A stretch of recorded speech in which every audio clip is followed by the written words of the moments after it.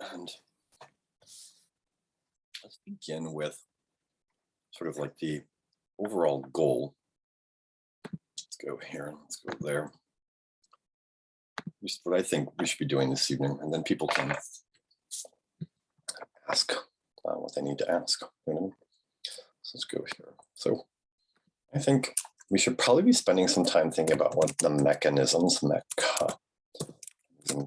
are for each of the chapters, right, on this test. Remember, the test is going to be for 5, 6, 9, and 10/11. Sweet. Okay. So turn that so you guys can actually see it. And from my perspective, and remember, again, it's just my perspective, the basics of what we're going through here are if, for each, not watch. Let's say each, let's go like this.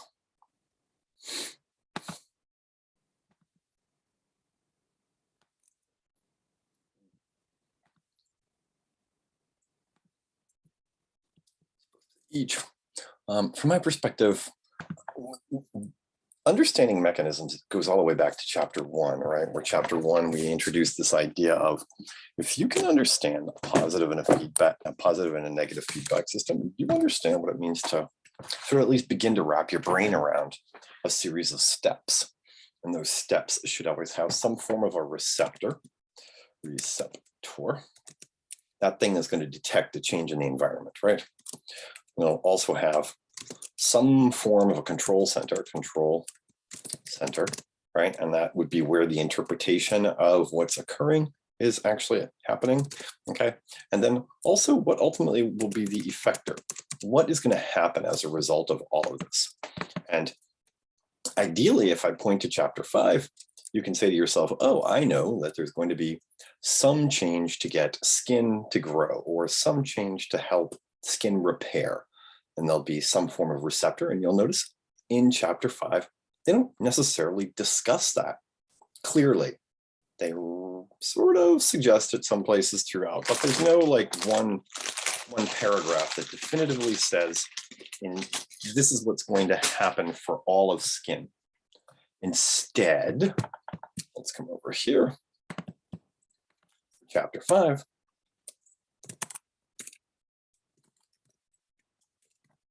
Probably what you want to spend some time thinking about is first the characteristics, right, of skin. Okay, so what are chapter 5 characteristics? By hyphen there. Okay. So when you're thinking about the characteristics, what are they? Everybody remembers thick and thin. Everybody remembers hair, no hair. Everybody remembers lucidum, no lucidum. These are all great. Do you remember the characteristics of the individual cell types? And I know I mentioned this last week, but you know, if I said that there are how many diff cells in chapter 5, right? Tell me. And if you can't, then you know you've kind of missed the point, right? If tissues are made up of cells, and 5 is our first real introduction to the application of what tissues actually are, then you need to make sure you know keratinocyte, you know melanocyte, you know dendritic cell. These are the things that are sort of, it is not acceptable, or I should say, maybe you don't know 100% of them. Maybe 75 or 80% of them is sufficient for you, and you just have to hope that those will be the ones that we talk about, right? Taking that one step further, last sort of review / class thing, remember I went through like the mechanism of, say, how melanocytes work. And you can see what I'm doing as I'm sort of going through characteristic. If I know that there's, let's say, 5 different cell types, do I know what each mechanism, each mech is that was described, right, in terms of physiology? That is important, right? Because if it's in there and it's a sentence, than 2 sentences, then chances are, if it's part of the physiology, it's something you want to pay attention to. So how did I ask these questions sort of on the take-home quiz thing? It was like, what are the layers of skin? How does it grow? Stuff like that. That's pretty straightforward.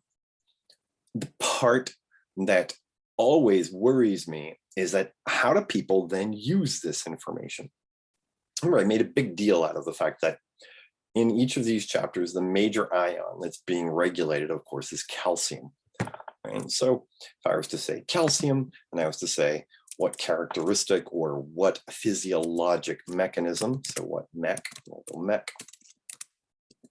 question mark, regulates, L-A-T-E-S, Ca2 plus from skin. Okay.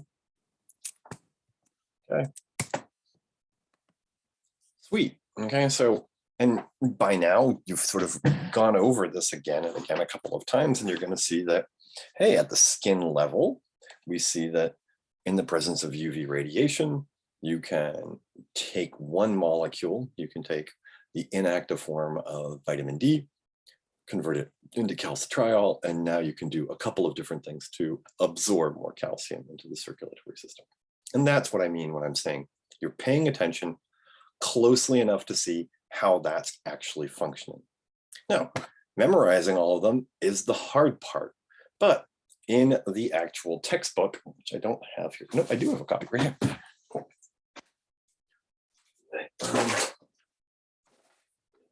Inside the textbook in the 5th edition, right? Yay. Here you go. Structures of skin, really simple, right? No problem. Types of hair, no problem. Types of glands. I have not spoken about glands in skin, aside from the fact that there are different glands, right? And if you take a look at, say, table 5.3, those glands have now specific responsibilities. So yeah, you're in the sun, UV radiation is converting inactive forms of vitamin D to calcitriol, but you're also getting really warm, right? And remember that one of the physiologic mechanisms of your skin is temperature regulation.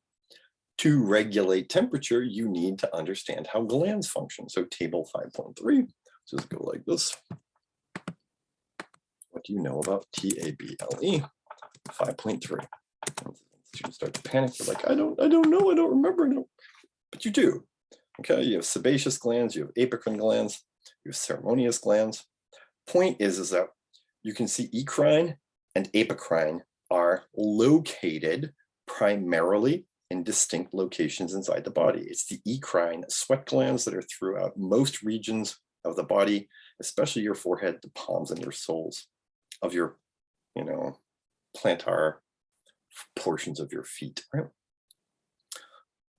And you're looking at the apocrine, you can see that's the skin of the axilla, the groin, areola, bearded regions, face, clitoris, and labia minora.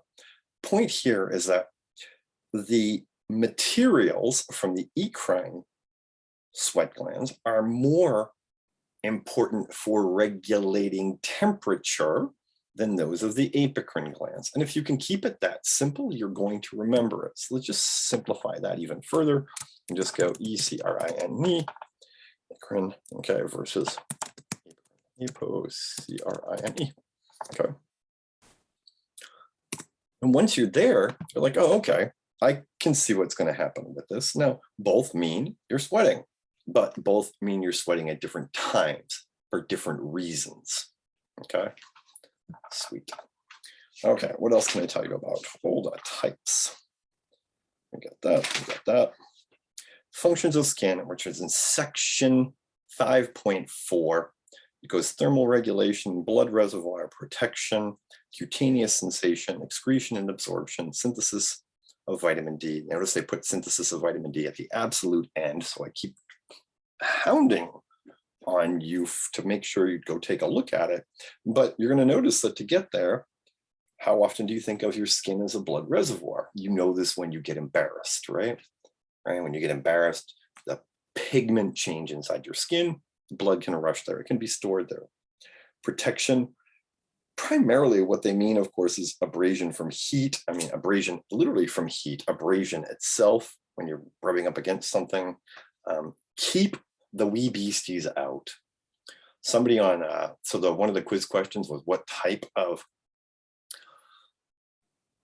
epithelial cells make up the cutaneous portions of your skin? And somebody put simple squamous. That might be the actual cell type on the absolute outer surface, but remember, it is a stratified squamous epithelial cell population, and that's because they grow upward. Those keratinocytes grow upward, they become flattened, they now die. When they slough off, they take all of the bacteria that are on the surface of your body with them, right? That's an important mechanism, but it doesn't seem like it's a big deal. It's like your skin cells fall off. Well, they're falling off because it's demonstrated that that's a good way to keep the wee beasties out. We've spoken about cutaneous sensations. We've done this from the very first day of class, the very first lab, okay? The part that might be a little bit more difficult will be excretion and absorption, right? Well, we think about sweating, that's no problem. Now you know the two major gland types you want to pay attention to, but absorption, transdermal drug administration, if we think about what it means, that some individuals, if you're in the wrong profession, will take solvents and they'll put it on their skin and it'll get into their bloodstream and it'll poison them rapidly. But even then, at the end of the day, keeping yourself alive through your skin means understanding how skin wound healing happens. And they have a figure 5.6 that goes through this. And the important concept here, if you listened to my lecture, is that how do your cells in the basal layer know what to do? Well, they function through what we call, let's go, it's figure 5.4, right? So figure, let's go figure, F-I-G-U-R-E, 5.4. And figure 5.4 stresses the concept of contact inhibition, right? Contact inhibition. Like, what the hell does that actually mean? Well, when you're looking at if, can now see your whiteboard. Okay, well, they should have been able to see it before. Okay, so if they can't, I don't know what's going on. Can everybody see the whiteboard? Yes, I can. Yes. Okay, good, fantastic, great. Okay, cool. Because otherwise, you guys are wondering just what the hell I'm talking about. The point is that if we're thinking about how skin can repair itself, they go through first, non-dermal abrasions, like when you just scuff the top of your skin layers off, they just grow back. But when you actually have to replace everything, you have to replace blood vessels, all of that. They go through, probably in better detail, the steps, which would be, there's always going to be some inflammatory response, which will then become a migratory phase. And the migratory phase is all of the cells that have to move back into that space, because you think about what happens when you cut through skin. What was just there, okay, is no longer there, right? So they have to grow back into that space. They will now make what's called granulation tissue to allow for the reformation of a growth process, and then they will proliferate. They'll grow to occupy that space. Just think back to when, like, you were, the last time you had, a skin wound and it was healing, you'll notice that the margins would begin to itch and you couldn't stop yourself from scratching it. Part of the reason why you actually have fingernails is to scratch your wounds, believe it or not, and pull off parasites, right? But what's happening is every time you scratch it, you're now opening up space to allow more cells to grow into that space. So that's going to thicken the epidermis, and then also during that maturation phase, allow for a moderate to almost identical replacement of tissue as it was before it was damaged. A couple of things that maybe you've noticed them as you've been alive, right? One is if you have a wound and you take the bandage off of it and you're out in the sun, you'll notice that the wound creates a pigment type tattoo, right? Meaning it's never the same pigmentation as all of your other skin. If you left it covered, it would be. There's something interesting that happens there. But also, if you manage to get a wound someplace where you're constantly reopening it, what happens then is Mother Nature says, to heck with this. We're not going to try and repair you properly. Instead, we're just going to put in more material. And that's where you get these things that are called keloid type scars. Now, keloid scars They have decreased elasticity, but the reality is they have decreased elasticity. If you think about your elbows, right, or your knees, where you've constantly scraped them, Mother Nature will put them there because if you have them, chances are you're going to get them again. And this protects you from actually getting more dangerous, or I should say, damaging types of tissue damage, which would allow then the wee beasties to get into your circulatory system. Think about it. That's really what your skin is doing. Okay, so from that point forward, the rest of it, as far as I'm concerned, it would be great if you had time to read it, like the medical terminology, all that sort of stuff, the development of the integumentary system. On the whole, you're not spending a lot of time doing that. As far as I'm concerned, by the time you finish fibroid and keloid scars, you're not spending any more time trying to acquire any more information from this text, right? If you're going to do anything that might help you a little bit more, it would be to take a look at the chapter review, where the chapter review looks a lot like my notes, my lecture notes, right? Think about why, like point number 4, the types of cells in the epidermis are keratinocytes, melanocytes, dendritic, and tactile epithelial cells, right? So what's actually, why would I go about doing that? Okay, so that's chapter 5. So do I have any questions about chapter 5 before I move on to chapter 6? No? Okay, so let's try and save this.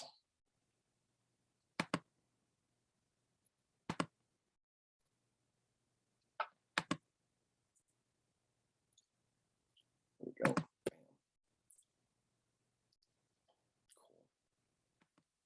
Sweet, but now I'm going to erase it. Clear, clear. Okay. Now we're going to come over here in chapter 6. So taking the same approach, chapter 6, but now noticing what I'm not going to do is I'm not going to spend as much time developing, hey, these are all of the things we should be thinking about. Chapter 6 now, on as a sort of a responsibility for yourself, is if you had to build bone, and you knew that there were types of bone. So let's say somebody walks up to you and says, hey man, I need you to build BILD bones of skull. Because it's one thing to know the basic rules, but it's another thing to actually be able to do it. So like one way to think about it would of course be that the moment you hear bones of the skull, you know that this is intramembranous,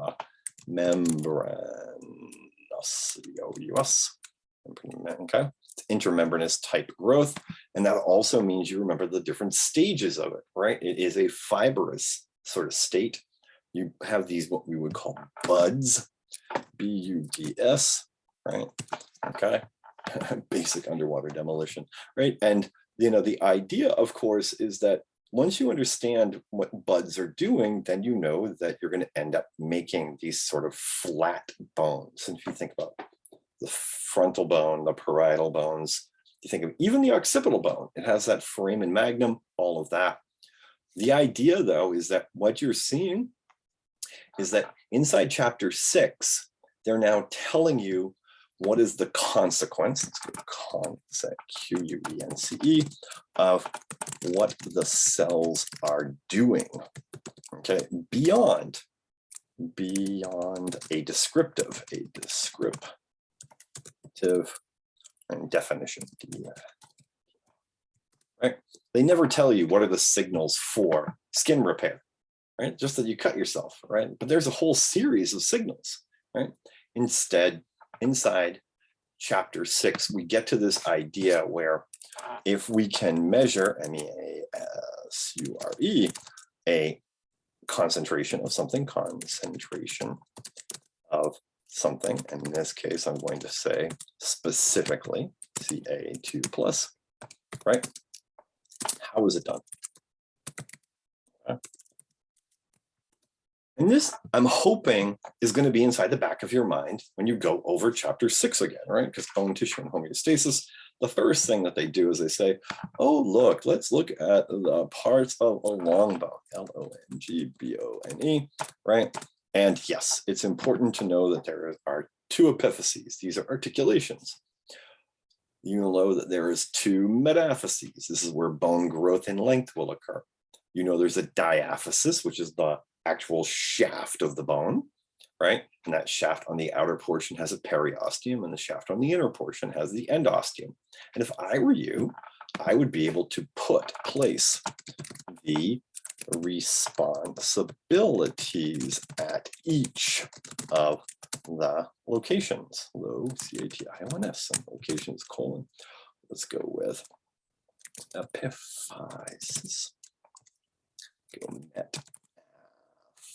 metaphysis and diaphysis. Okay, and what I'll do is I'll even go diaphysis, go. What is periosteum?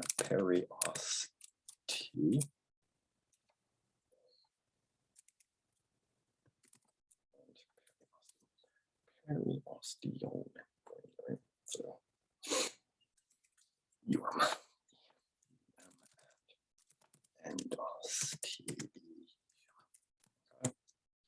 and you can add your own levels of detail here, but you know, what's happening at the epiphysis?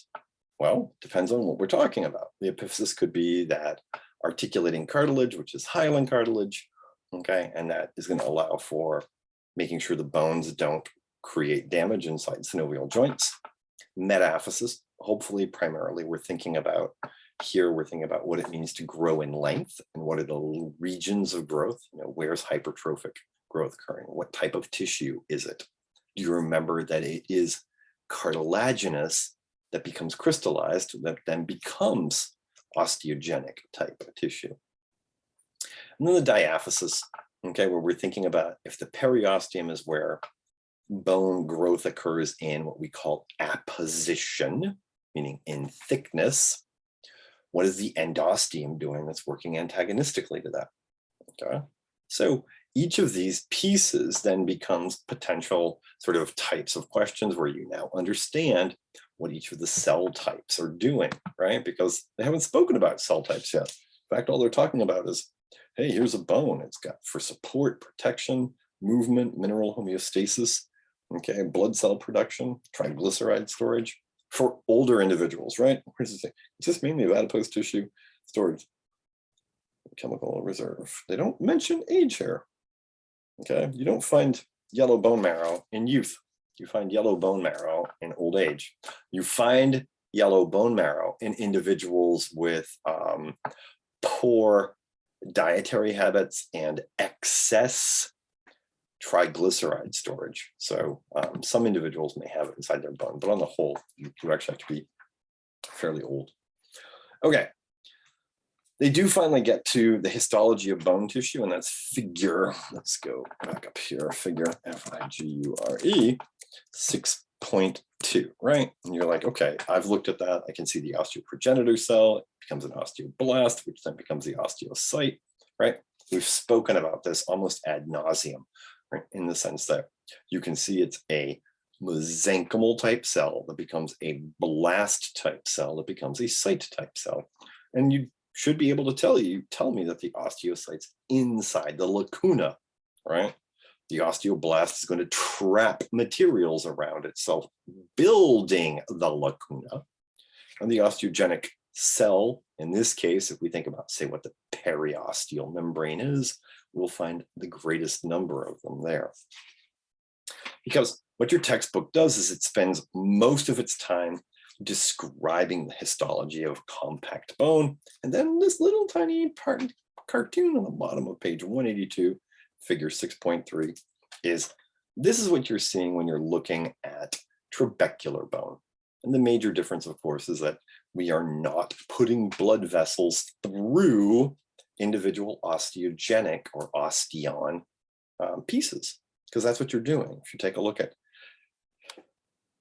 the upper portion of a figure 6.3, bone growth is going to happen at the inner periosteal membrane. We're going to build individual osteons around blood vessels, and those individual blood vessels are going to support now all of the individual osteocytes inside of those osteons, okay?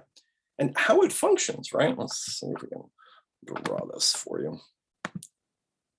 So remember, if this, let's just say this is like bone, right? And the way bone functions, of course, is that it is supposed to allow for lines of force to pass through it. And remember the articular portion here. Let's see, let's do articular portion, let's go blue, right? That's the articular hyaline cartilage. That's supposed to offset some of the force as bones articulate with one another. But when they're talking about what it means to have tensile strength inside bone, it's because those osteogenic cells, those osteoblasts, they're making not only the calcium phosphate matrix, but they're also making collagen. So that's your tensile strength. But the composition of all of the bone itself, we think about the trabecular bone. We'll give that a slightly different color, right? Let's just say this is trabecular bone here in this sort of like yellow orange color, right? All those different angles withstand force, right? And they push force in different ways. They reduce the total amount of force passing through the bone. But on the shaft or the diaphysis, through the metaphysis, those semi-straight lines now resist the force as well. And because they're not completely straight, notice each of those little osteons are like little, it's probably a wrong idea to use the same color. Let's go green here. Individual osteons here, traveling alongside the compact bone piece, right? Each of these now act to withstand the force as well. Well above our pay grade in terms of like having to explain it. If it was an essay type class like I've done in the past, you would have to explain to me how they're functioning. But for this class, you just need to understand you're building an osteon. For compact bone, for this class, you need to understand how they're built, first of all, and then trabecular bone, how that's built. Okay, we don't really spend much time talking about the exact locations of all of the perforating vasculature into bone, but the idea that it's that vasculature that ends up inside each of your osteons or traveling through. Let me put a red here. Take a red. Okay, put these as blood vessels inside the space, right? Each of those are blood vessels. That's why all of our white and red blood cells are made inside trabecular bone, right? They travel into and out of, and we actually make, Mother Nature makes unique types of capillary beds for this to function. Again, well above our pay grade for today, but it helps you understand in terms of why it's actually being made the way it's being made. Probably the hardest part of chapter 6 for students is the fact that we actually ask you to figure out develop, MENT, of the tissues of bone, right? And remember, we're going to look at the, say, intramembranous, intramem, okay, brenous, OUS, and the osteogenic, osteogenic, but also called endochondral, chondral, right? And that was definitely one of the questions that I had you guys do on the take-home quiz, right?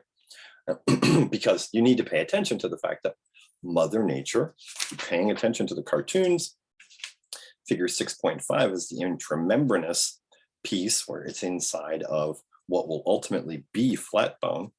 Okay, you create these calcifications. Okay, it's called the ossification center around them within the mesenchyme, and you can see how Mother Nature carves out this space. Where students tend to get lost is if those are flat bones, okay, and any other type of bone, notice that the endochondral ossification has a series of steps. First, you make the diaphysis, then you make the epiphyses. In reality, they're both happening at the same time, but to teach the multiple steps, your textbook breaks it down to the individual pieces. That's why they throw in the 12-year-old fetus structure here, so you can see those structures that are ossified or calcified and those that are not.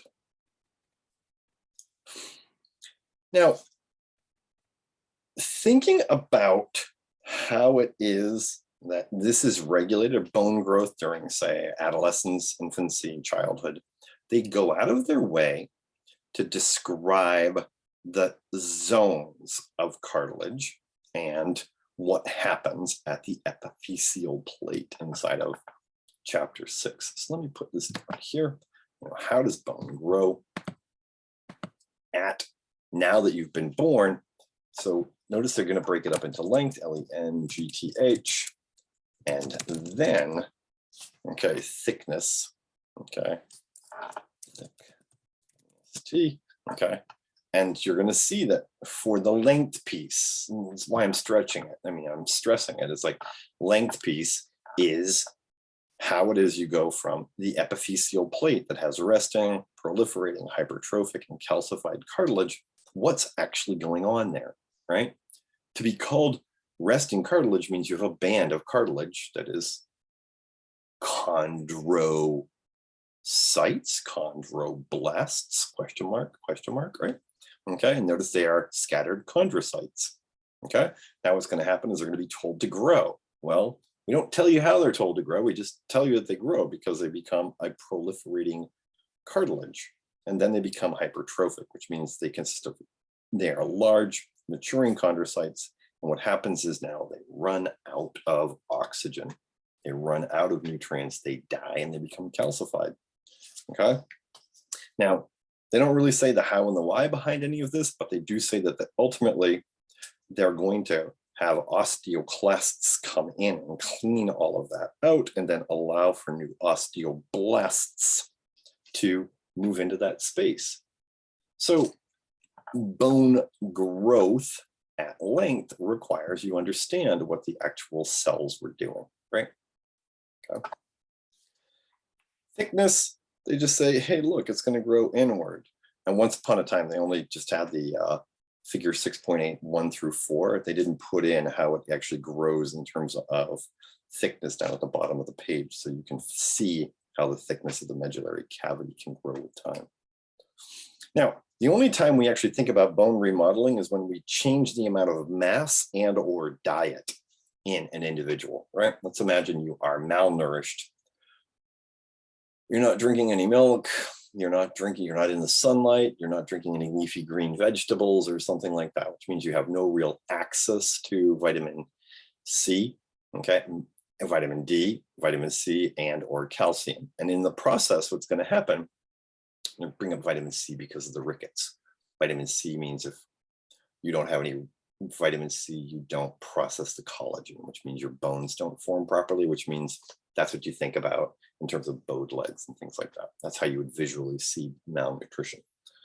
Now, if we think about what's going to happen there and the fact that hopefully you believe me when I say that we're going to need calcium, not just for skin, not just for bone, but also for muscular tissue. We're also going to need calcium for the nervous system.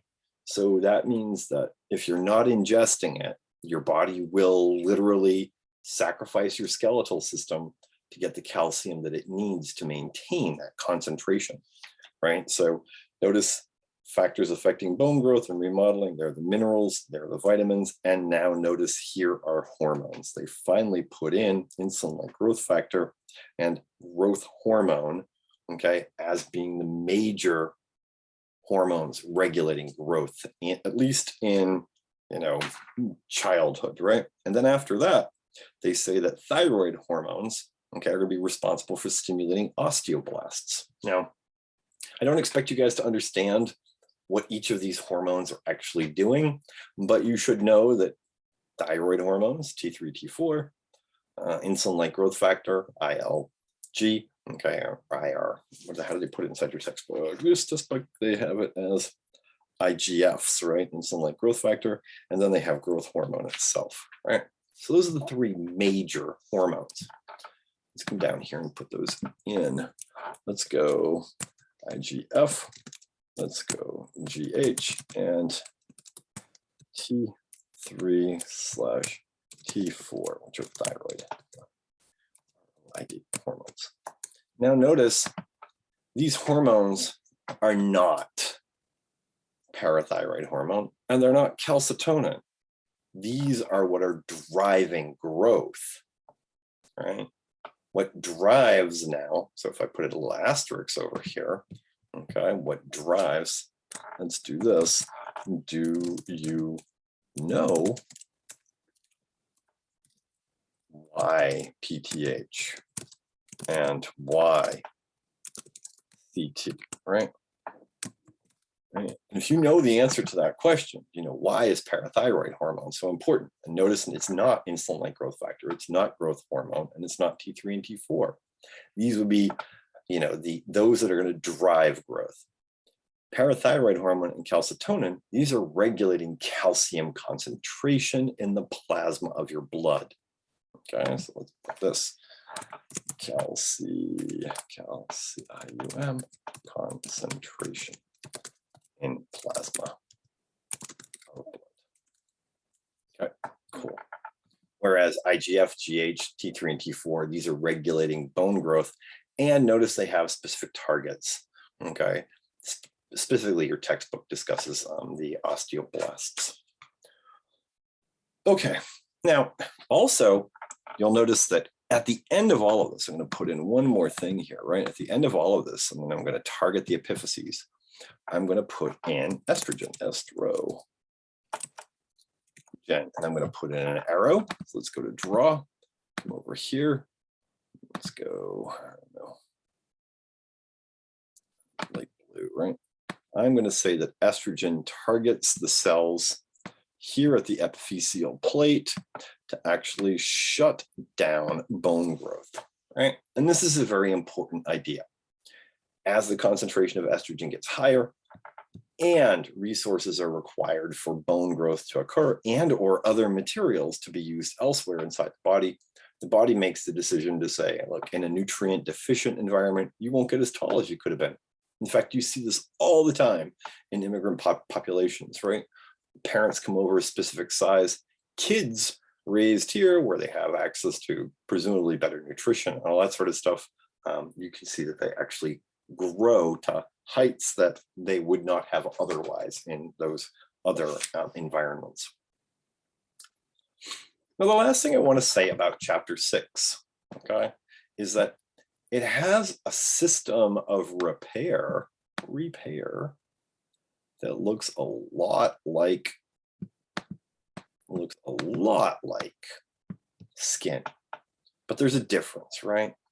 Remember, I made a big deal out of the fact that bone is crystalline. Crystalline is like glass, and glass is going to shear all those blood vessels. So notice that when we're looking at, say, step 1, the purpose here is to create a hematoma. Okay?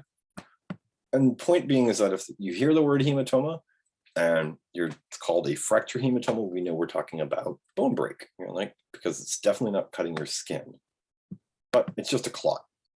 Next, you're going to see it's going to be a fibrous cartilaginous callus. So that means we actually think about this, we make fibrous cartilage. And this is not hyaline cartilage. This is not elastic cartilage. You're making that stuff that's like so very strong that it can hold the ends of bones together so they can be rejoined properly. Then you're going to make a bony callus, and then ultimately you're going to remodel that bony callus. What's actually going on when you're making the bony callus? What type of bone is it? Well, you're going to notice that it's trabecular bone is then replaced. So let's make trab bone, and then the last stage is you're going to replace it now with osteons. Osteons, which means that trabecular bone, well, we know osteoclasts had to go in there and break it down. So we could actually go in and now make the normal osteogenic or osteon type bone without going through like the endochondral sort of process of making all of those replacement steps. It's very similar, okay, because we were putting down fibrous connective tissue, the fibrous cartilage there. So it's similar, but it's not identical, is the point that I'm trying to make here. They go through the different types of breaks, yay, great definition. In fact, I used to ask questions about that stuff. I'm sure there's like 1 or 2 still in there somewhere. The coolest types are, of course, impacted, but you know, whatever. And then I think if there's something you really want to pay attention to, it's going to be section 6.7, bone's role in calcium homeostasis. Read that. Look at, remember on the first day of class, I said, if you ever see a feedback system inside the text, look at that. This is the how and the why. And if you have questions, you know, you don't need to be able to tell me why parathyroid hormone genes are being turned on. You just need to know that you're making a protein, and that protein is the parathyroid hormone. It's going to be now detected. It's going to function someplace. It's going to be detected at the osteoclasts and the kidneys, right? Even though it's probably pretty interesting to read aging in bone tissue, homeostatic imbalances such as like osteoporosis, we're probably not going to ask many, if any, questions like that at all on the final exam. The table for the factors that affect bone growth, if you were looking at something as like a review structure, let me type this in here for you. Review, so like table 6.2 is a great GREAT review tool. All right. And because it's all there. I mean, there in the sense of the simplest pieces of information. What are the different minerals? We only speak about calcium and phosphorus for the most part, but you see magnesium, fluoride, manganese are there. Jumping down to say, let's say the hormones. This is a great summary of all of the hormones that I've covered inside chapter 6. Cool. So, you know, that's the end of that. And again, of course, you have like the chapter review. You'll notice the chapter review looks a lot like my notes. I wonder why that might be. Okay. Any questions about chapter 6? Nope. Okay. So I actually yeah, have a go quick ahead. question. Yeah, fire away.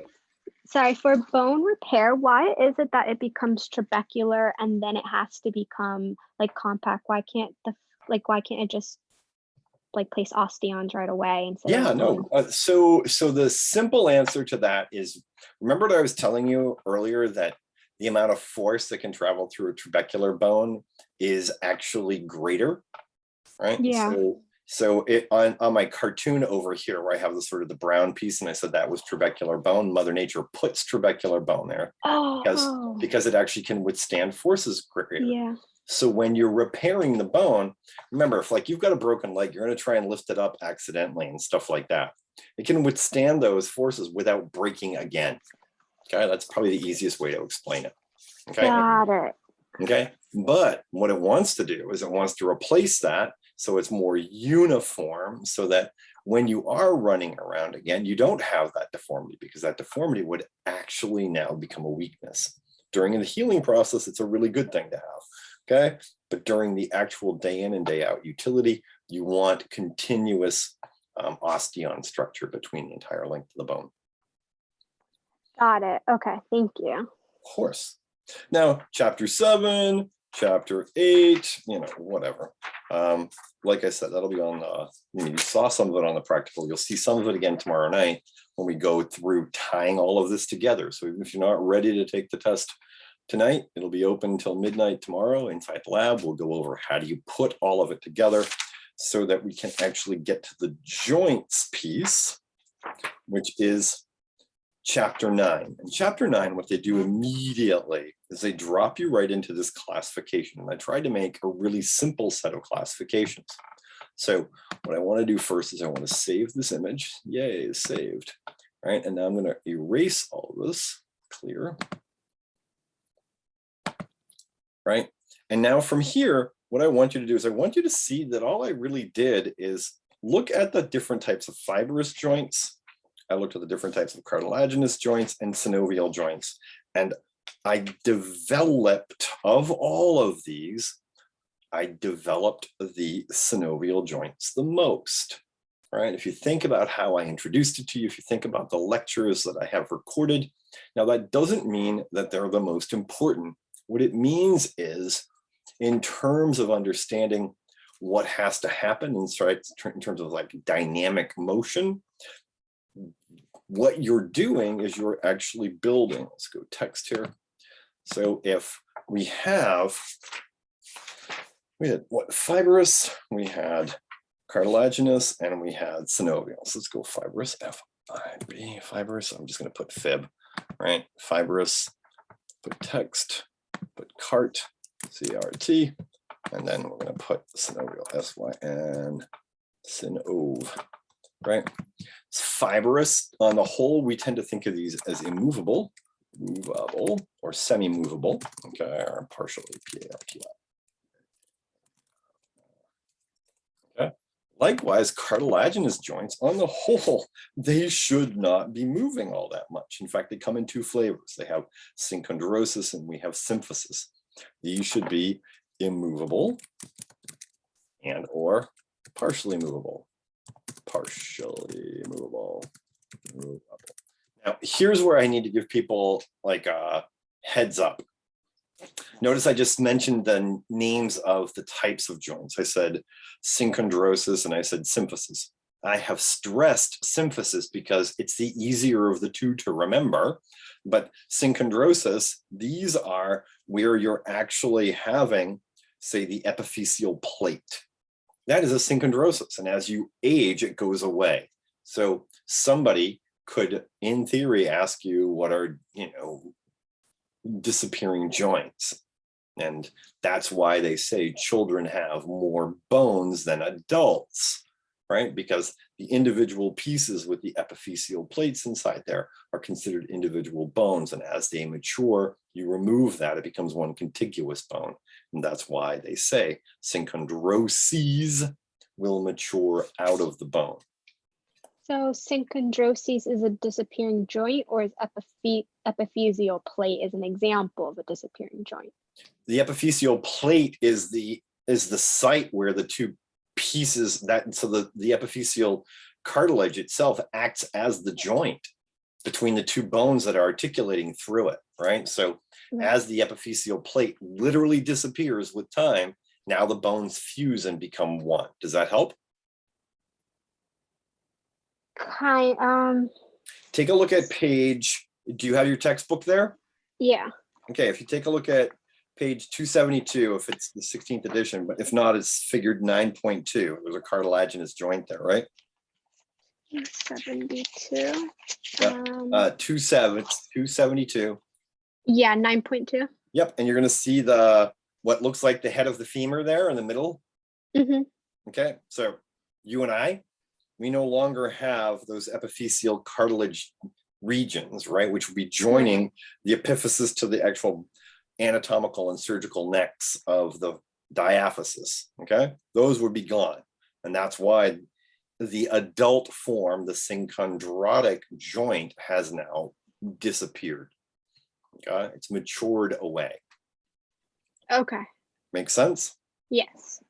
Whereas symphysis, if we think about, say, the pubic symphysis for everybody inside the class, right? That joint is still there, right? And it will have different functionality between males and females, but the joint is still there because each of the bones that's required to articulate not only with your spine, but also anteriorly, you need to maintain that ability to articulate, okay? Now, if you're thinking about why synovial joints are developed more, well, there's this little piece in here about, say, synovial fluid and what the gases are doing and all of that sort of stuff. Maybe read that, but I wouldn't spend a whole lot of time thinking about it.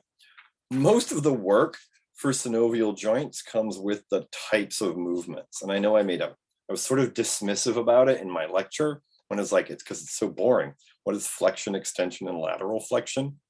But what I realize is that if I convey this tone that it's boring and unimportant, people don't study it. That's not what you should be thinking. You need to know what the definition of flexion is. You need to know the definition of extension. That's why it's in your lab packet, right? So if it says, what's happening at the atlo-occipital joint, well, that makes sense. Remember I made fun of it? I said, oh yeah, you guys say you did all the reading, right? That's what's actually happening. If we think about what's happening, say, at the wrist joint, it means the same thing, just articulating. There are some things that can't happen. You cannot hyperextend some joints without injury, but it just means you're pulling on the range of how they could actually articulate. Abduction, adduction, and circumcision. The easiest way to remember all of these is when you add things together, you have adduction. If you pull them apart, you have abduction. If you spin them around, you have circumduction. In fact, that's how they show it inside your textbook. Let's see, rotation. Unfortunately, they have this list of special movements. And when I say unfortunately, what I would recommend you do is use table 9.1 to sort of review, take a look at, maybe make sure by the time the final comes along, you've looked at it sort of like closely. Okay, nudge, nudge, hint, hint, wink, wink. Because then it goes to the types of synovial joints. And the person who put those questions together, I think they really just like seeing if people are reading a really dull and boring chapter. Newly called ellipsoid, these were not always called ellipsoid joints. These were biaxial joints at one point in time, back when you, me, and like the raptors were outside fighting for green plants and oxygen at some point in time. But the point is that they have definitions, and unfortunately, table 9.2 is their idea of simplifying all of chapter 9. Now, if you're a memorization, okay, I'll type this out for you guys. Okay, if you are a memorization, if you are, you are a memorization type student, right? This is your chapter. Because if you can memorize table 9.2, get after it in table 9.2, okay? Likewise, you'll see I'm going to show you something very similar to it in chapter 10, right? Okay, so inside table 9.2, in fact, one of the professors here at the college is responsible for putting this table together, right? Because what they did is this is how they memorize large pieces of information. This is not how I memorize. I tell stories about things. They have to sort of bring it all together so it's crystalline, but if anything distracts them, they can never get back to it, sort of thing. So it's useful for those of you who really want to sort of just like hunker down and sort of try to memorize an entire table. Notice that even in this table, they go back to the old nomenclature. They use biaxial, triaxial, things like that. Okay, that's it for the chapter though. Do not go into all of the different types of joints. If you want to read them, knock yourself out. I am not even in lab going to go through temporomandibular, glenohumeral. There are many, many different types of joints. Remember, the major joint that I did tell you to learn about in lab was the knee joint. Okay, so the knee joint itself begins on page 295. It ends on, where is it? Ends on page 298. So there's 3 pages of stuff. But remember, lab. Okay, lab in terms of like, drawing and all of that. But it's a synovial joint, it has specific range of motion, it has, what's the difference between a ligament and a tendon? Okay, people had a really hard time with that in lab the other day. So you'll see why we picked this up a slightly different way in a minute. Any questions about chapter 9? No? Okay, so I'm going to leave this here, right? Get after table 9.2. But now I'm going to do is I'm going to come over here and I'm going to say, hey, let's start chapter 10. Actually, quick question. Fire away. Sorry, I'm always late with clicking the unmute button. Don't worry about it. It's not a problem. How can I help? What would allow for like range of motion around a joint?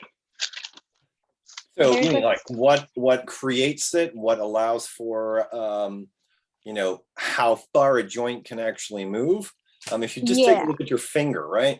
It is the actual placement of the origin and the insertion of the tendons, and the ligaments that are going to constrain it, as well as the bone markings from back inside chapters 7 and 8, which we're going to go over with your probably 12 to 15 muscles tomorrow when we get into the bone, to the muscle and nervous system stuff inside the lab, right? So the easiest way to answer that would be, let's think about the muscle group, right? If we think about how the anterior portion of your leg, if you're a dancer, you can lift it up alongside your head, but think about how many years it takes to actually get all of the ligaments and tendons to allow you to lift your leg to be adjacent to your ear. It's not something you can do in a day.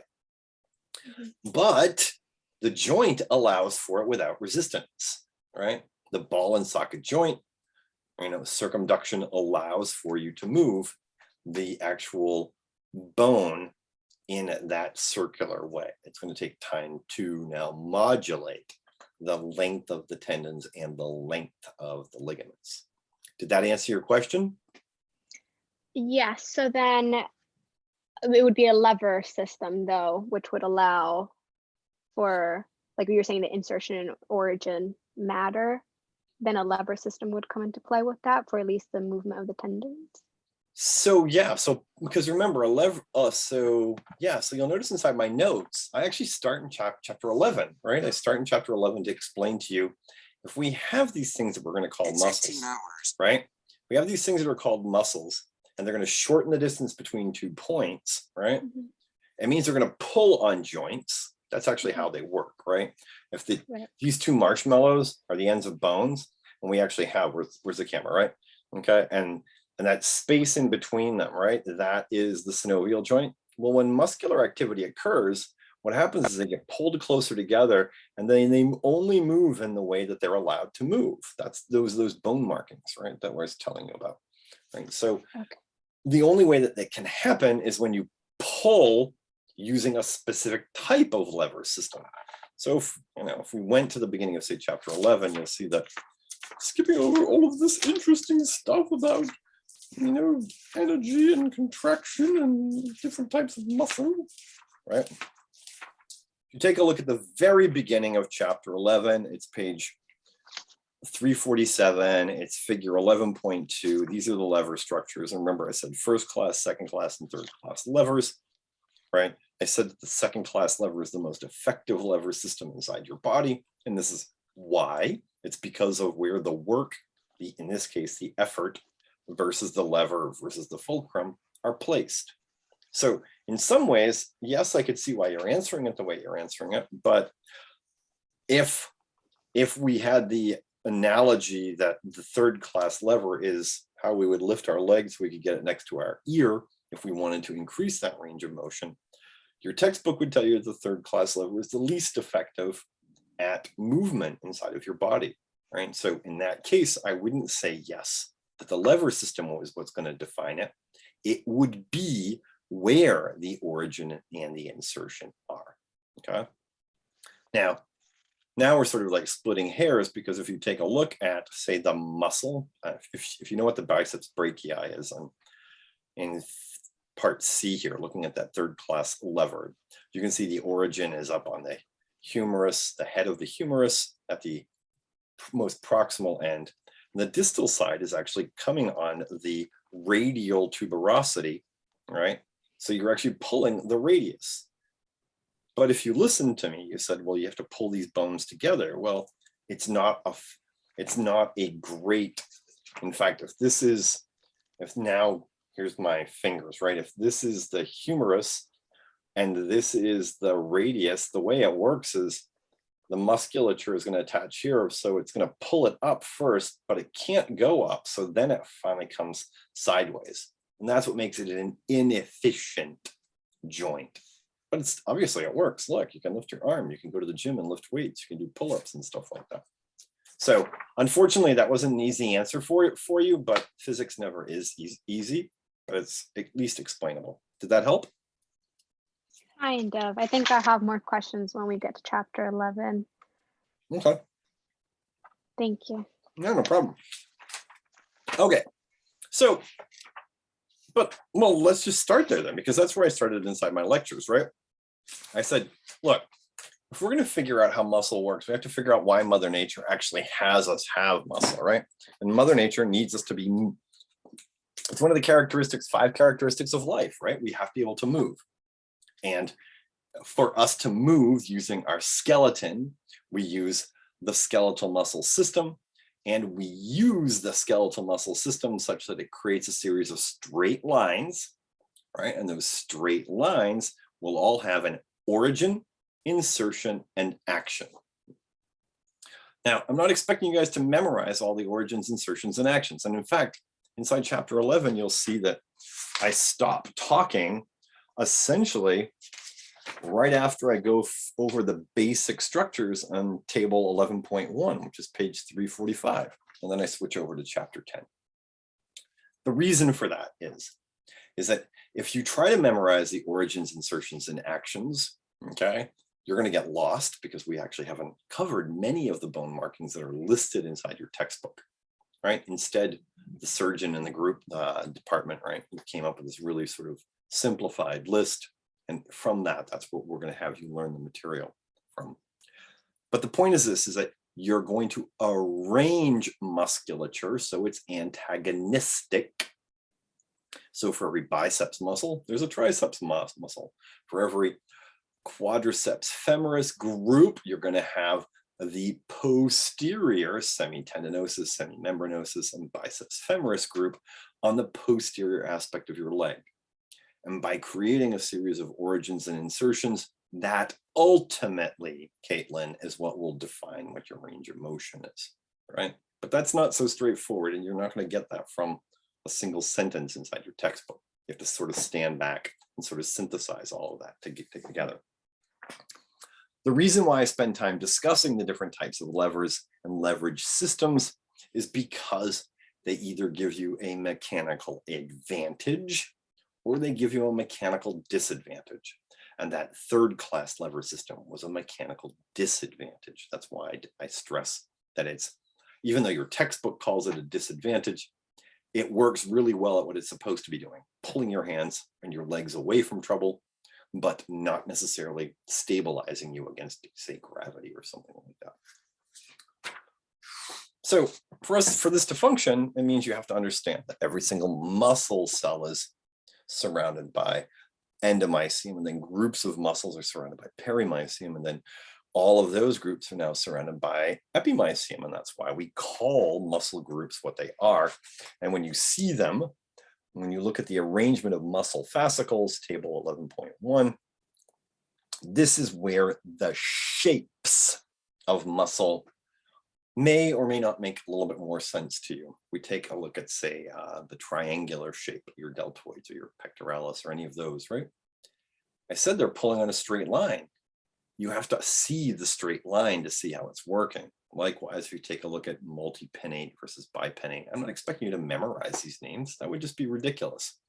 You should see what Mother Nature is doing, though, so that when we go back to chapter 10, page 305, like we're about to do, you're going to see it starts off with the fact that musculature itself is broken up into 3 different types.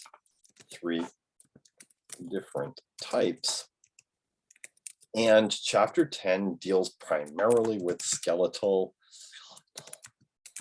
muscle physiology, USCLE, physiology. Okay. It's not the only type of physiology there is. You can get an entire course on there's entire courses on cardiac physiology. There's entire courses on smooth muscle physiology and endocrinology that regulates it, right?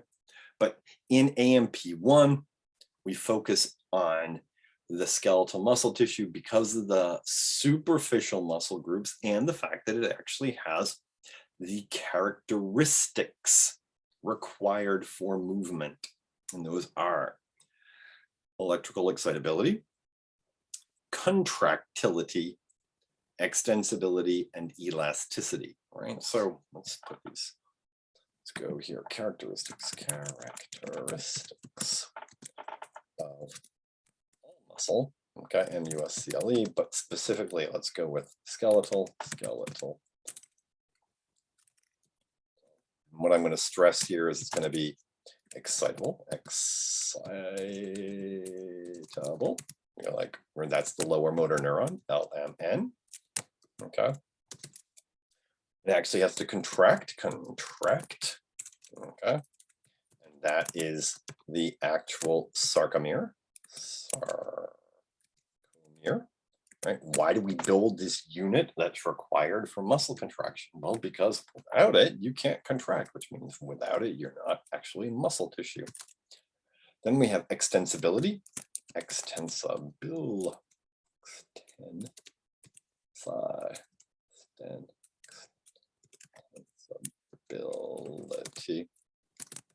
And inside here, between extensibility and elasticity, these are going to be unique UNIQUE muscles. MUSCLE, I mean unique proteins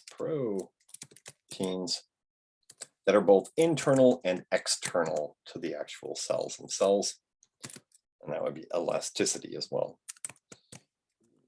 Elasticity, right?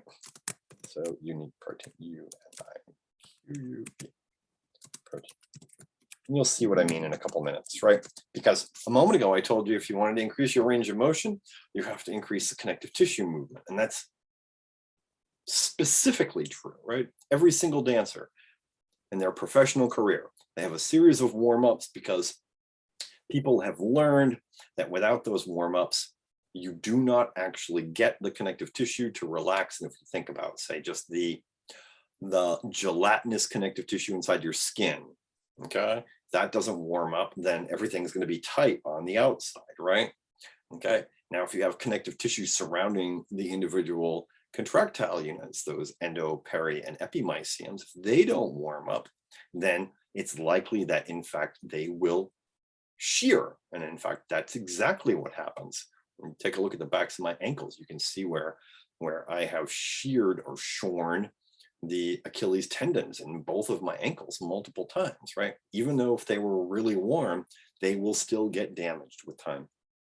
Point being is that extensibility and elasticity, they have to be both inside the cell and outside surrounding the individual contractile cells. And that's why your textbook goes so far as to say that, you know, smooth muscle and cardiac muscle will have to be, you know, stretchable, right? Or they're extensible, because when you think about what the heart actually does, right? It's this sort of like closed chamber thing, right? But a volume of blood moves into it and it has to move out and it has to now move back in. And remember, it twists on itself. So they move into the, you know, the connective tissue piece to talk about nerve and blood supply, but then all of a sudden they get to the microanatomy, okay? And this is why it's so important to draw, because otherwise you don't have a sort of scope as to what's actually going on here, because they leap into what is the sarcolemma,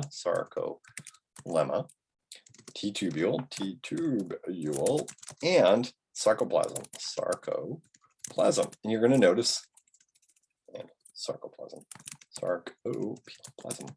okay, and you're going to notice that these words, they look and sound familiar, but they're not identical to the ones we've seen before. Sarcolemma, that is the plasma membrane of muscle cells. T-tubule, those invaginations of the sarcolemma into the cell. And the sarcoplasm, this would be the cytoplasm of a sarcocyte, if we call them that. Instead, we just call them myocytes. Point being is that Mother Nature needs to come up with a system where you can see that from development, we are going to fuse, F-U-S-E, myoblasts into myocytes, if we are skeletal cells, skeletal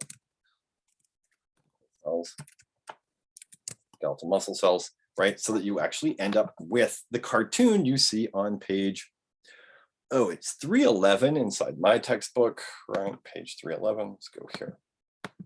Page 311, right? And page 311 gives you essentially all of the information you need to understand to compare and contrast skeletal muscle tissue to cardiac and smooth muscle, and build a functioning skeletal muscle system. Because what you have in this cartoon on the right-hand side, the figure, all this detailed stuff that confuses you guys. If we get to the most basic piece of information, you need to see that thick filaments are made up of myosin and thin filaments are made up of actin. And it's the thick filaments that will pull on the thin filaments. So let's just make sure we get that down. Okay. Thick filaments pull, which means you translate that into myosin pulls on actin. Myosin, head groups pull on actin polymers. Okay. Now it takes a while for us to actually get there, but everything you see, everything you need to see is actually in part D, the simplistic representation of the compounds of a muscle fiber. Mitochondria, remember, creatine phosphate, those 15 steps, right? Or anaerobic respiration. Pyruvic acid is converted into lactic acid. And if you survive, you now convert the lactic acid back. Now you can survive again. Or anaerobic respiration, oxygen is required for us to make metabolic water and ATP and exhale carbon dioxide. I did not mention myoglobin last lab because it's like just one more thing on top of everything else. But myoglobin is the oxygen storage protein inside of those muscle fibers that need and have lots of it.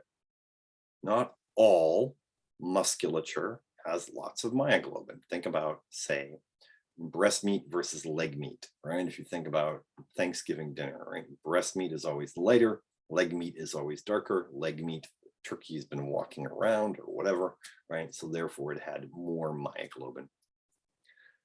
For you guys, the most important thing is seeing from that membrane protein through dystrophin to the building of an individual sarcomere that goes end to end so that you make a myofibril, that figure actually makes sense.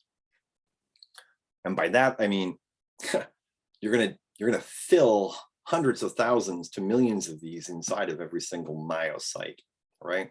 Skeletal myocyte. So you have to understand that what's happening is, remember I said you're gonna pull from A to B, literally.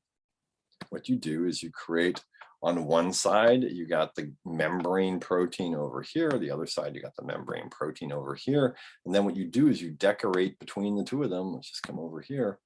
Between there and there is how many sarcomeres can you put in there? And I'm just going to put those in just by putting these lines each represent a Z disc, right? I won't draw anything else in. If you can get that, and then remember that what's going to happen is that you're going to now regulate this, right? So how does regulation happen? Mother Nature's very ingenious when you give her half a chance, and she's had, about 4 billion years to be ingenious here. So when you're taking a look at this cartoon, you see the sarcolemma, you see the sarcoplasmic reticulum, you see those little calcium ions inside there, and that's what's going to move. And the energy storage part is down here inside the glycogen granules, right? We're going to store some energy inside of our muscle cells in case we need it in the future. And you're like, well, why is that happening? It has to happen. We don't know where our next meal is coming from, but we can't have muscle contraction happening randomly. So calcium stored inside the sarcoplasmic reticulum, not the glycogen granules. Myoglobin is not inside the sarcoplasmic reticulum because myoglobin needs to bind oxygen and we don't want to put another membrane around it, right? So there's a reason why things are where they are. For better or worse, your textbook sort of just says, okay, that stuff's interesting and all that, but let's build a sarcomere. So the very hope of your take-home quiz was that you went through all the details of looking to what a thin and thick filament are. And you can see those. And actually, it's all broken down for you in table 10.1. What is an A band, I band, H band, stuff like that. More importantly for you guys is notice there's the myosin heads, ATP binding site and actin binding site. And notice ATP is not actin. Actin is a cytoskeletal protein. ATP is the nucleotide. The nucleotide is going to be hydrolyzed. Remember, I made a big deal out of that. And myosin is therefore the enzyme that does this. And how it works, if you take a look at figure 10.3, it's all set up for you. Okay? Every single sarcomere goes from Z disc to Z disc. Okay, number one. Number two, you'll see there's this M line thing separating them. It's the midpoint. Okay? It's actually in its own protein, right? And it's to hold all the orientations in place. And then you're going to see the thick filament has these rosettes of the myosin heads that are aligned. And what's not clear from this cartoon that they try to make clear on the next cartoon, right, where you can see the heads are going in 360 degrees around a midpoint, is that they have the potential to interact with any actin that's adjacent to it. But even then, Mother Nature's cute. Mother Nature inhibits the interaction of myosin heads with actin because of the troponin tropomyosin complex. And on the quiz, when I went through the quiz to see what people did right and what they did wrong, notice it's that troponin tropomyosin complex, when calcium is bound to it, that it moves out of the way to reveal the actin binding site for the myosin group. It's not the other way around. So when you're reading test questions, you have to make sure you're paying attention to, if calcium's present, what happens to that troponin tropomyosin complex? If calcium's absent, it means something else. It means now it's covering the troponin tropomyosin binding portion, or the actin binding site, and now it's covering it, and therefore the myosin head group cannot actually activate it and then pull on it. They try to put it, they don't try, they do a really good job of putting together a sort of summary of the different proteins here. From my perspective, definitely read it, but you're not trying to memorize this entire list. Think about the fact that I'm describing them in terms of like their essential functions. Dystrophin, anybody who knows anybody who has muscular dystrophy, you know fine well, the progressive disease state means you can't control muscular activity. Now you know why, right? Rarely do we ever talk about nebulin.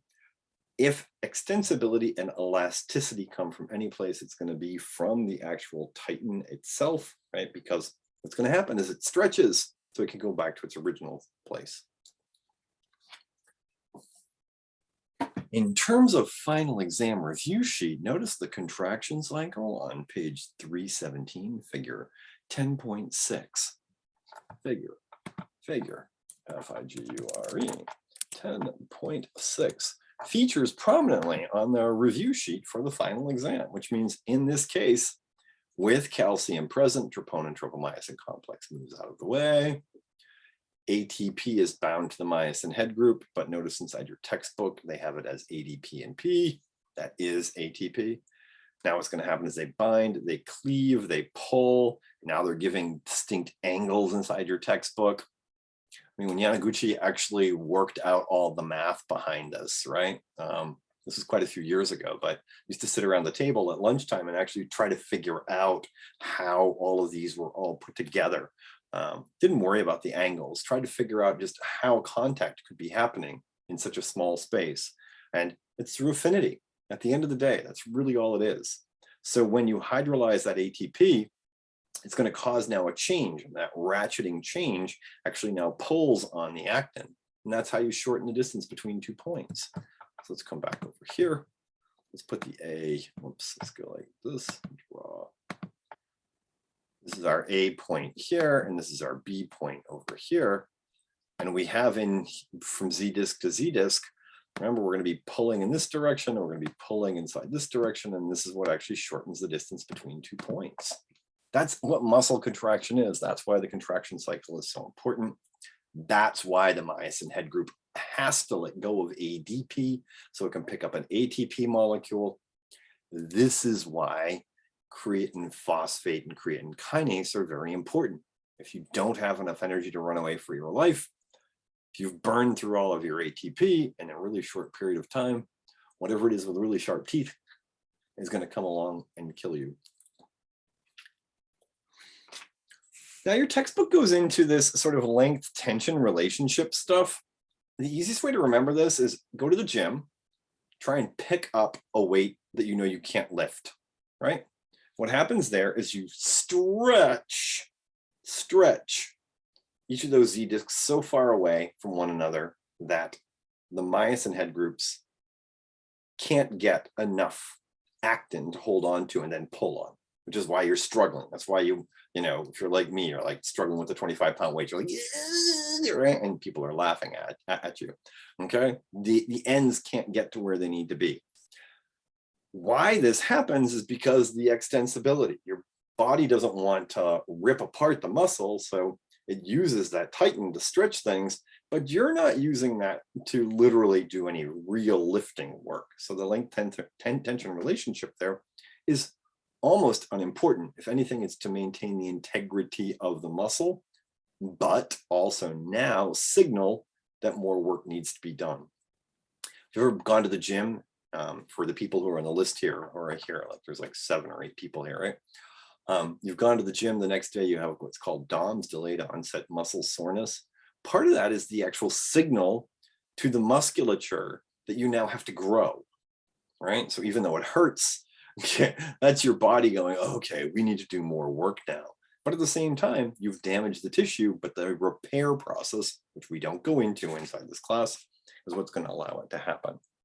Instead, what you want to see begins on page 322, and this is Neuromuscular Junction. And I'll go over this again tomorrow night for those people who don't have it clear before they sit down to take the test.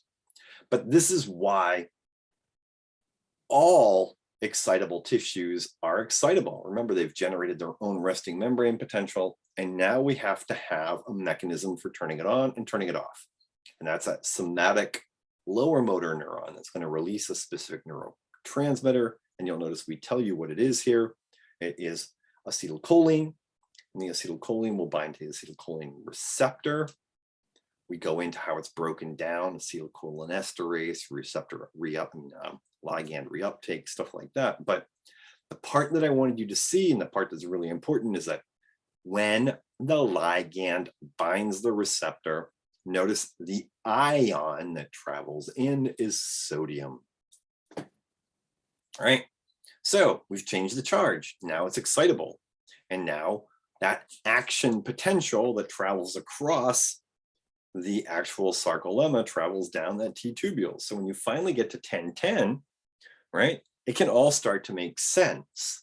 And you can see how we open up now the Sarcoplasmic Reticulum. Calcium goes down its concentration gradient, binds the troponin tropomyosin complex. It slides out of the way, muscle contraction happens, until it's told not to. No more acetylcholine or no more ATP, right? And then it goes back to its original resting state.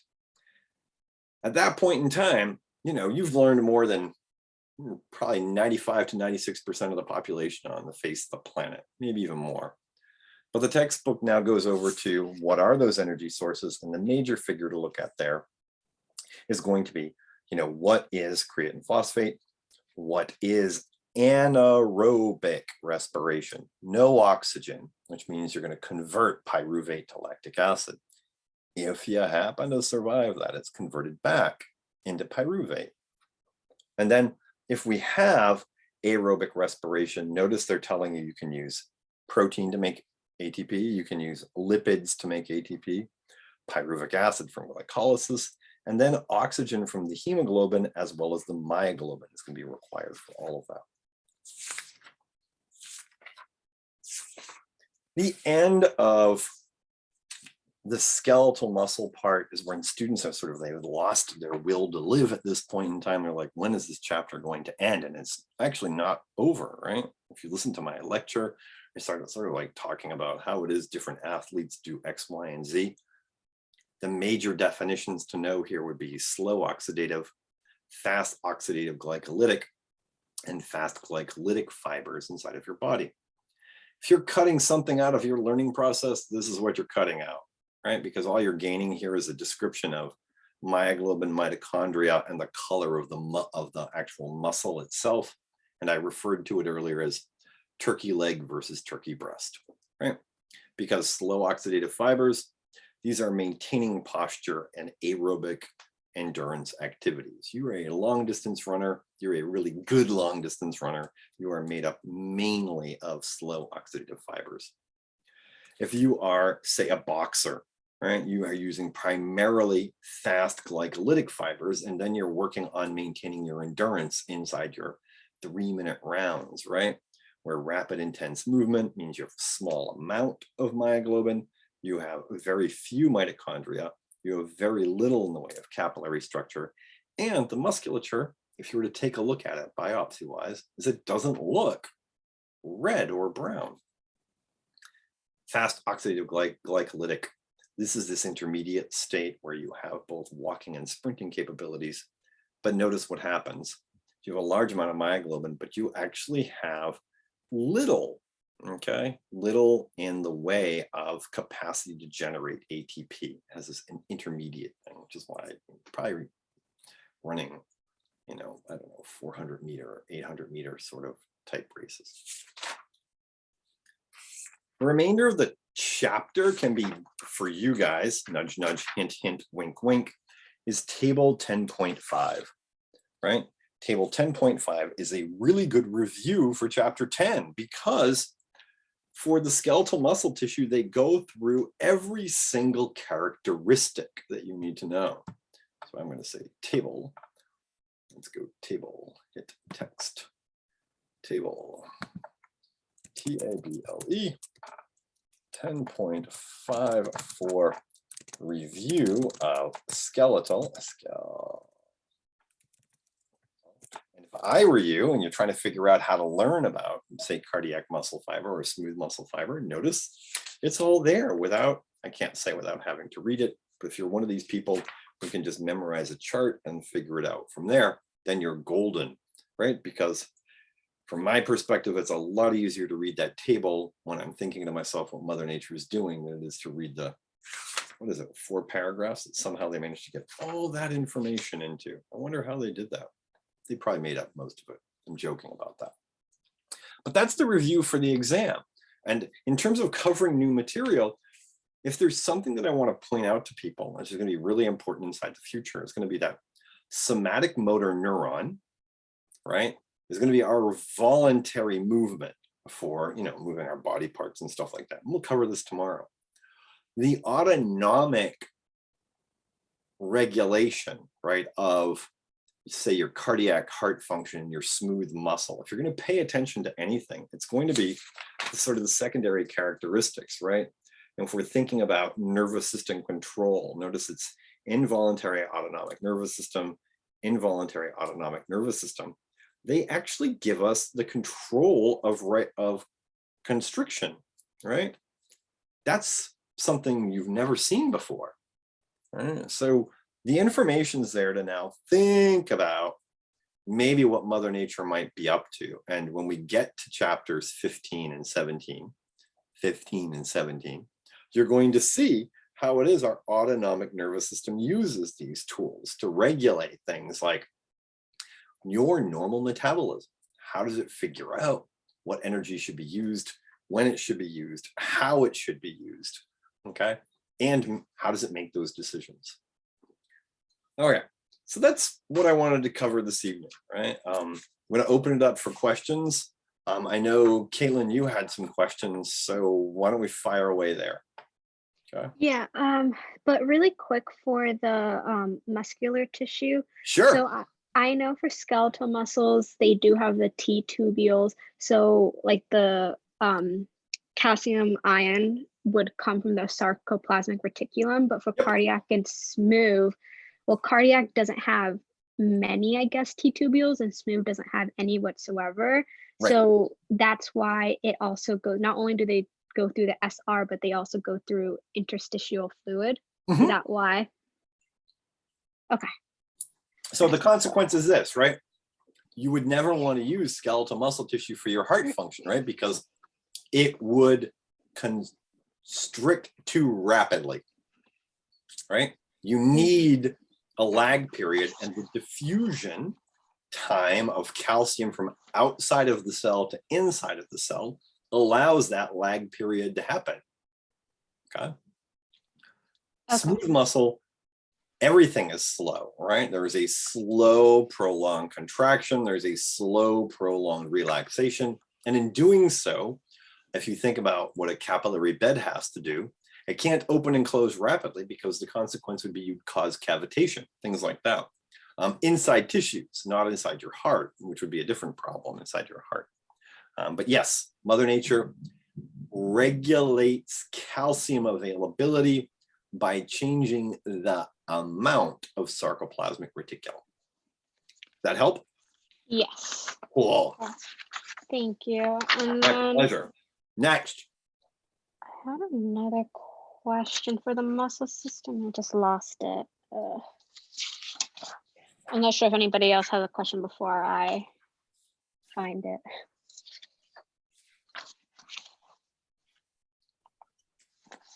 I have a question. Fire away. It was about the was it tryptomyosin, or that was supposed to stop the muscle contraction, is what I was reading. I mean, tropomyosin troponin complex. Yes. Right. Tropomyosin, sorry. Yep, that's okay. So how does it work? Is that the question? Yes. Fantastic. Can you go back to figure 10.10 inside your textbook?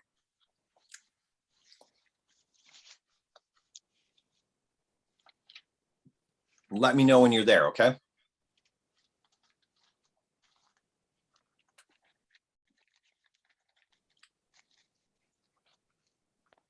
Uh-oh, I think we lost her. But in case we didn't, I'm here. No, okay, cool. I got it. Yeah. Okay, cool. So what I want you to see is that you're going to see those little purple dots, and you're going to see as you follow down through number 5. When you get to number 5, you're going to see calcium binds to troponin on the thin filament exposing the myosin, blah, blah, blah. What they're leaving out is that's the troponin tropomyosin complex. What they're stressing is it binds to the troponin piece of the troponin tropomyosin complex. And when it slides out of the way, now the myosin head groups can actually bind to it and pull it. The way it stops muscle contraction is by removing calcium. The troponin tropomyosin complex now blocks that actin binding point, and therefore contraction can't happen. Does that help? Yes, a lot. Thank you. No problem. Now, one of the things that you have to read really closely to figure out is what exactly is that sarcoplasmic reticulum doing? Nudge, nudge, hint, hint, wink, wink, right? It has voltage gated channels to let the calcium out. It actually has calcium pumps and a protein inside there that's called calsequestrin to hold the calcium in until the times it's needed again. So the sarcoplasmic reticulum isn't just, do we have some of it, do we not have some of it? Is if it's there, it's doing something intrinsically important, and I'd probably pay attention to that. All right. Any other questions? So Yeah. for the tropomyosin complex, Yeah. when there's low calcium in the cytosol, the myosin heads are covering those, are being covered, and then when it's high, they're uncovered. Not the myosin heads, the actin is covered. The troponin and tropomyosin are sliding across the actin thin filaments, right? So think of it more along the lines of myosin can't get next to the actin if the troponin and tropomyosin are in the way. Does that sound better? Yes. Okay, cool. Now, when calcium binds to the troponin piece, now the whole thing slides out of the way, and now the myosin head groups can bind to the actin temporarily during the contraction cycle. Okay. And then going back to the levers, Yeah. so you said that third class levers are the least effective, but aren't they the most common type of Yeah. levers? Mother Nature is engineering in inefficiency. She needs to, because otherwise you'll hurt yourself. Okay. Think about it. Think about the last time you tried to open up like a jar of something and you put all your muscle into it and your hand slipped out. What happened? Wait, say that again. I'm sorry. Yeah, so like you're trying to open up a jar, right? You're using every single muscle inside your body, right? Okay, and your hand slipped. What happened? The jar fell. Maybe. What else? I feel like I always like pull back.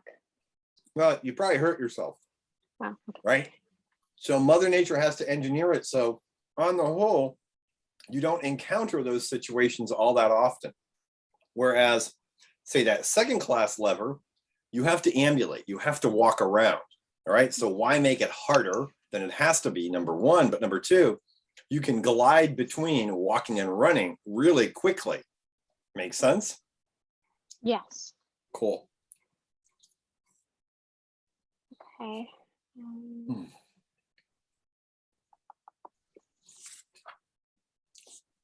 So first class lever as an example is like nodding your head, like moving your head back and forth, like you're nodding, and then. But more importantly, Caitlin, I mean, if you're going to try and figure out the distinctions here, right? It's more, do you see where the effort versus the fulcrum versus the load is in this figure? Yeah. Yeah. It's in the middle. That will be the types of questions, right? It will be a second class lever has the effort moving in one direction, the load moving in the opposite, and the fulcrum being someplace not between those two, right? Think about the way that the E, the F, and the L changes between first, second, and third class lever. I wouldn't try to memorize examples of these. I'd try to make sure you understand where the work is being done, because that's where the muscle contraction is occurring, right? Yes. Because. Thank you. You're welcome. So for creatine phosphate, Yeah. I know like when we were in lecture last week and you were talking about like if someone was chasing you, you would have like, let's say 150 steps, that 15-second window. Yep. That's what the creatine phosphate is used for, like almost like an emergency fund type of sort of energy. Yeah, so if you take a look at figure 10.11, it's on page 326 if you have your textbook, right? The way it works is actually kind of cool, and I don't know how much of this you actually want to know, right? But I think the way I tried to teach it inside my recorded lecture was this. Right now, Caroline, are you sitting on your ass? Yes. Fantastic, right? While you're sitting on your ass, you're not doing anything, presumably, right? Right. What's happening here is what Mother Nature is doing is she's taking a phosphate from some ATP molecule and attaching it to creatine for you. Okay? So that if you needed it and you had to get up and run for your life in times of plenty, in times of rest, you're replenishing this creatine phosphate population so that if you had to, you could run like heck for a very short period of time. Now, are you asking because you know people who use it while they're lifting weights? No, I guess that was like kind of my question of like, if you're doing, like if you are lifting weights, you're not dipping into that creatine phosphate, right? Nope. In fact, what happens is people use this and they think they're bulking up with muscle, Right. But they're not bulking up with muscle. What they're doing is they're actually asking their muscle cells to bring in more water to dilute the creatine and the creatine phosphate. So it's sort of like a lip filler for their muscles. Okay.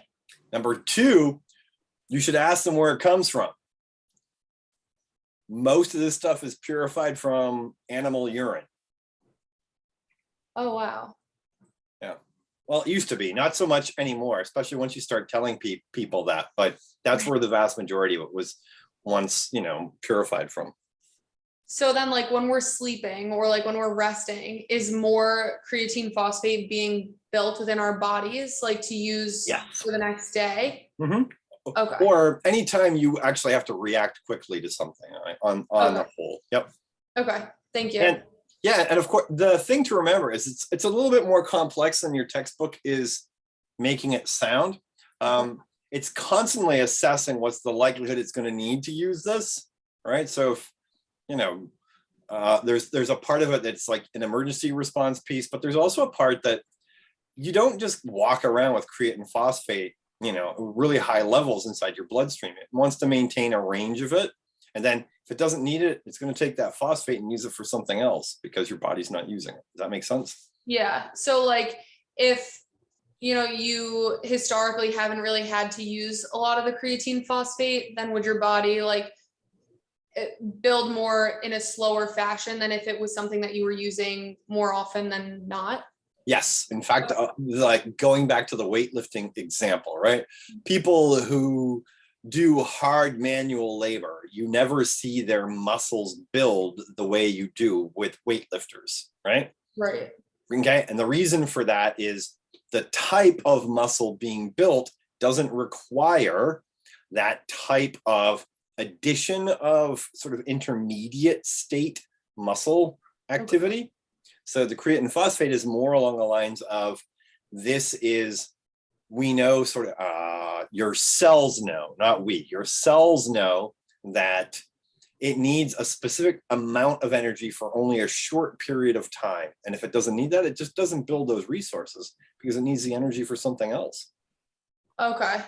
Thank you.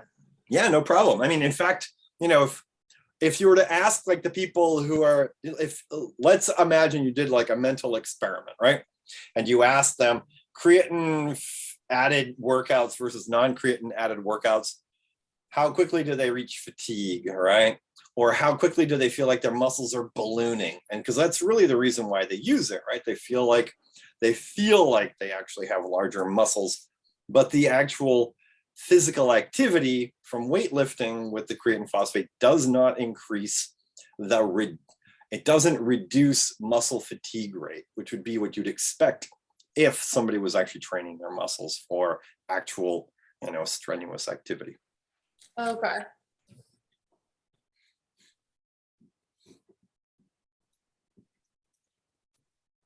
I think one way to think about like myograms and twitch contraction and all of that is to think about your planks. So if there are people out there who like doing planks, I happen to love planks. Some people will say they're useless and all this sort of stuff, but you want to work on your posture, do a handstand, you know, do a plank. And what's happening, of course, is the somatic motor neurons, voluntary or involuntary, right, have to figure out who's going to take a break and when they're not going to take a break, right? Because if all of your muscles took a break at one point in time, right, what would happen? You'd fall.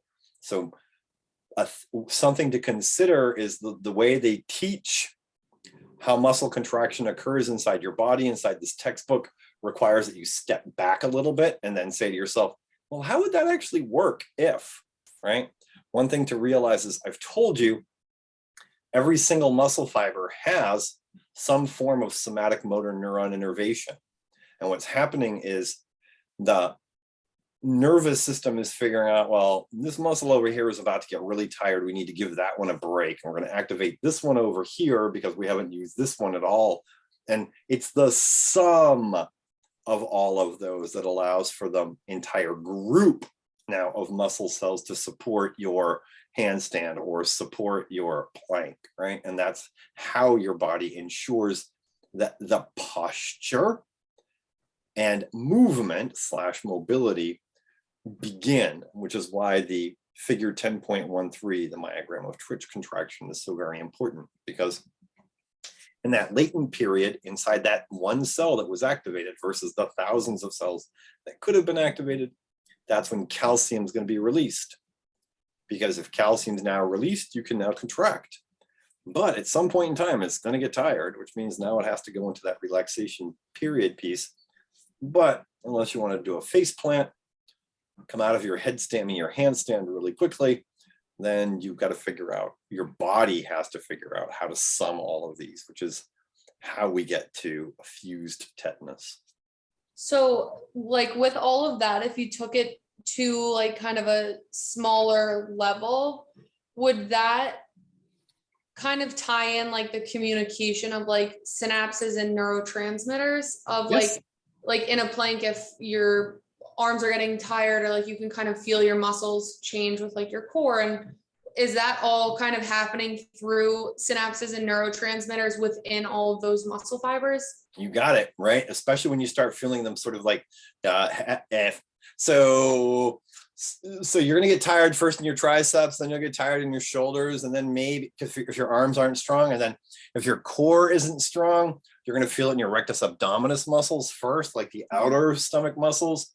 And then on the inside, your transverse and obliques, you're at you're a minute like 5 or 6 or something like that, right? Those will begin to twitch. And what's happening is, if they're shutting off, they're not releasing any more acetylcholine. Those cells will now get a break.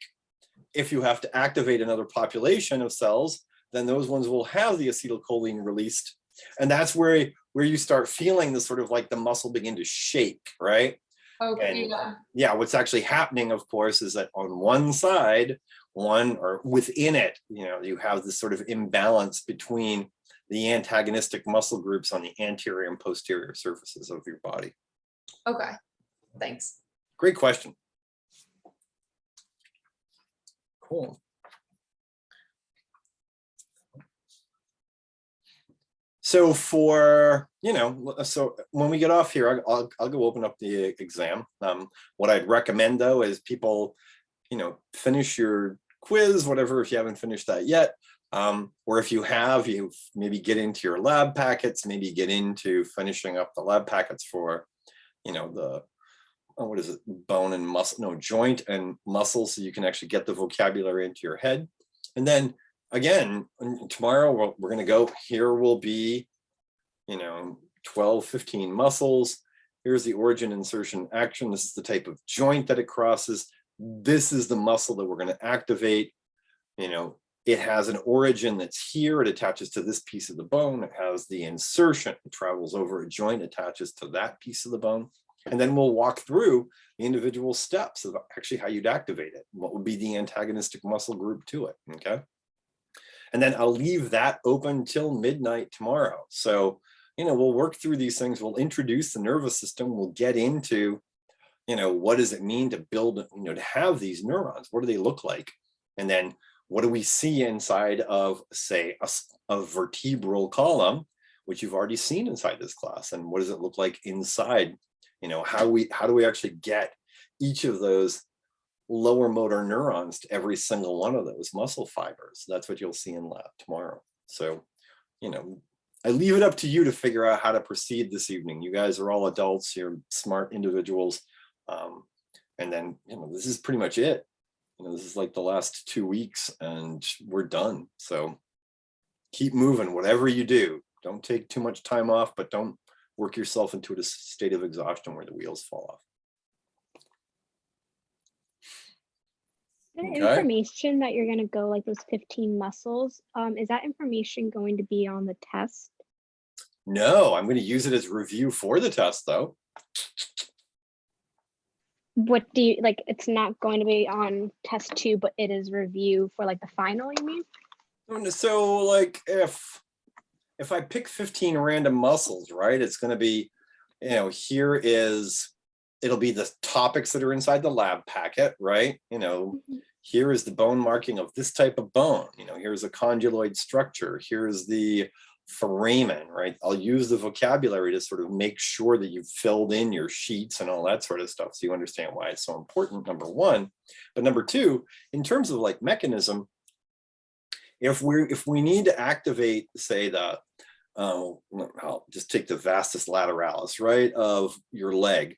The vastus lateralis will have to have a series of lower motor neurons that are going to innervate each section of that muscle, so that if you're doing pistols or you're doing squats, you know, those muscle groups would be activated, and we can use that as review for the exam. I'm not going to say, you know, what's the bone marking for movement at the vastus lateralis on your exam. That's just not what the exam was about, right? It was, can you build bone? You know, bone markings aren't on the content. So I'm kind of don't understand your question, Caitlin. Like, so you said that you're going to introduce like 15 like muscles and their insertion and origin. So like, is that information going to be on the test? That's practical information. Remember, there's a list of 25 muscles you have to learn, right? But okay. Yeah, some people are covering 10. We'll cover in between. We'll cover, you know, but the point is that for the last practical, you need to be able to identify them. You need to be able to. Here's the origin, the insertion, and the action. So that ties into definitionally what's going on inside chapter 11. But that's a definition type question. You know, otherwise we'd have gone through. If you take a look at chapter 11, right? Once you go past page 351, essentially it is how do you actually get all of the musculature inside the body to create movement? And we don't cover that inside lab at all. Never, ever. I'll go through a couple of muscles for you here to explain how it happens. But I mean, what is it? Starts on page, let me make sure you get this idea here.